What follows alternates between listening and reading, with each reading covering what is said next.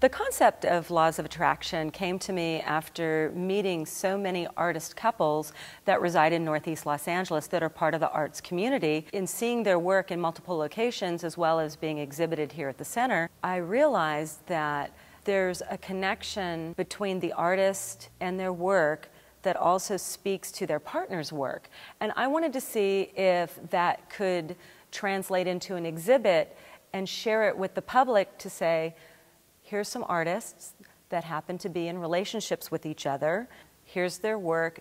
Do you feel this energy that I feel?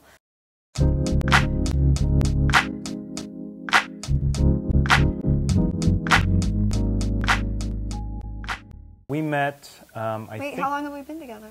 I think we've been together 13 or 14 years. We met. I think that might be 15 years now. Is that right?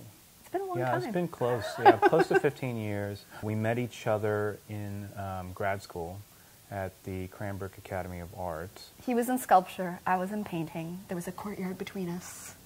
She always sort of had a posse around her. And I remember at the time thinking that she made really cool paintings. I've never been able to date anybody whose work I didn't like. So, I mean, I liked his work before I liked him. I think I saw your work before I ever saw you. I had a crush on him, and he had a crush on me, but we were friends, and we didn't know, like, how to... Because she said, do you want to come upstairs and watch some baseball? And I thought that was a euphemism for something else, so I said, yeah. And it turns out she's a Cleveland Indians fan, so we were actually watching like we got into the room, and I turned on the TV, he's like, what are you doing? I think after 14 years, we've definitely influenced each other. If you saw our work when we were in grad school, it was vastly different. Our whole life is art. Like, you can cut through the middle like a cake, and it's art all the way through. I was one of those kids that was known for their artistic ability. I remember I was in kindergarten, and someone pointed out that we were drawing Humpty Dumpty on a wall, and he looked at my drawing and he said, "You have the most perfect bricks." And so I was that kid that drew unicorns. And I remember going to the museum because that was sort of my escape, and it made me feel like I was connecting to the world and connecting to something very beautiful. And that was what really got me just excited about the arts and about paintings and sculpture. And I wanted to create a landscape that was really rigid and structured. My work has always been about structures of people on nature, how we view nature and how we manipulate nature. I want to look back at my life when I'm 60 or 70 and think to myself, it makes complete sense. The failures, the successes, all the paths that I've chosen has led me to this point, and the narrative of my life makes sense. I had no one person in this town when I moved here. Nobody. And I had to somehow make a career out of this. We always had this idea about exhibiting and being in the world that you kind of create your own community. Like, you don't wait for people to discover you. You kind of make it happen yourself. A lot of my work is about this fear of things, and the sublime always deals with something so beautiful but so deadly. I always describe the sublime to my students as, it's beautiful, I'm gonna die. I did not know how to use an airbrush. I did not want to use an airbrush. I was making oil paintings and acrylic paintings, and it was kind of a conceptual choice because I was painting atmosphere, and I wanted to paint atmosphere with atmosphere. So a lot of times I don't even know what my work's gonna look like until I've been working on it for a month, So it's this very mysterious process for me that I like. Like, I don't know what's gonna happen. My earlier work was very much about kind of cataclysmic events, like tornadoes, hurricanes, big weather, fires, and kind of the landscape fighting back, like this idea of nature kind of making us small again, and that we can't, man versus nature, we never win.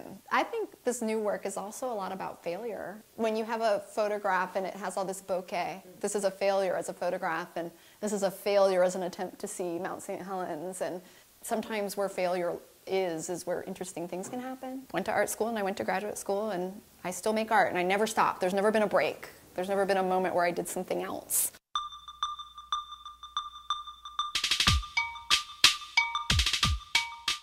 You go first. Well, we have a mutual friend, and he knew both of us for about more than 10 years. He was withholding Yiping from me. Well, yeah, I mean, it was I'm kind of intuitive. I suppose we work on intuition. That's why we're not in, office cubicles, and we're artists. And, on the phone, I didn't know her at all. And I said, well, let's see what destiny has in store for us. Which is kind of strange. On what basis does he make a statement like that? It's really bizarre. I always complain, we never really have courtship going on. We have 3 coffee dates in the morning, and that was it. Well, it was irresistible, basically I couldn't help it, and things happened, and then we got married and had a baby. When she was pregnant with Jasper, and we made these beautiful casts of her belly, which you can see. It was huge. And basically we made it over several weeks. Here you can see a kind of smaller belly profile, and that's much further along. And it kind of inspired the form of the sculpture on the facade of the building as well. When I met Yiping, I just found this incredible spirit and beautiful talent as well. So it's wonderful to live with somebody who breathes the same world. In a lot of relationships, must be a lot of explosive artistic and creative moments, not just artists, but people don't really get to see, seriously. They don't usually have either intend to show anybody or have a camera set up to show that. And I'm sure that happens in almost every relationship when there's a genuine exchanging going on. I'm kind of nomadic in terms of how I work. I don't really have a kind of fixed studio, so I just kind of unroll whatever I need at any given moment. I travel a lot too, so I do a lot of things here and there, kind of installations and stuff like that. I think a lot of people kind of fixate on what's known and visible and obvious, and I always kind of tend to be interested in what is kind of invisible and less obvious and less easy to grasp. So that's why I work a lot with the unconscious mind. What we are a series of patterns as we go about our daily lives.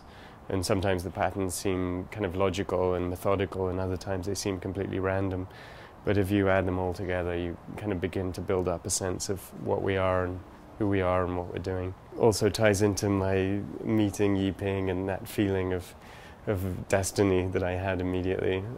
My desire of pursuing art is starting from a desire for beauty from very little, and painting is probably just a very natural thing to evolve from that. And I grew up in Taiwan, and I'm very fond of calligraphy and writing. So also a lot of things I do, I think it's quite important for me to the things I make with a little hang-on touch, or kind of almost within my hand radiation, kind of the best. Kind of a zone for me. This work actually sprouting from, I think when we first got engaged, Marcus was, he had to travel to Paris for work, and I was left here alone, kind of pining. And I did a few pieces of work. It was, at the time, looked very different from what I used to do. But these drawings are from going back to the times we just met. Almost recognizable, two hawk or eagle, flying together.